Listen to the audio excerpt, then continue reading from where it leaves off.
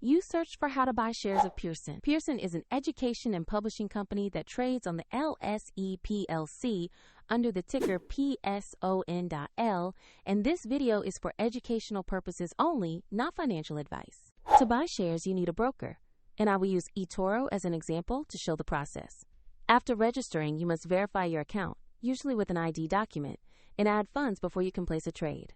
Use the platform search to find the company by name or ticker, type PSON.L, and select the Pearson listing to locate the correct share. Open the Pearson asset page to review basic company information and the price chart. Confirm the LSE listing and the PSON.L ticker to ensure you have the right stock. Click Invest, enter the amount you want to buy, review the order details, and then confirm the trade.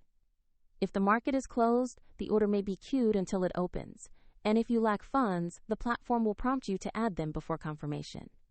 After execution, your Pearson position will appear in your portfolio where you can monitor it. Check the example eToro link in the description for the demonstration platform.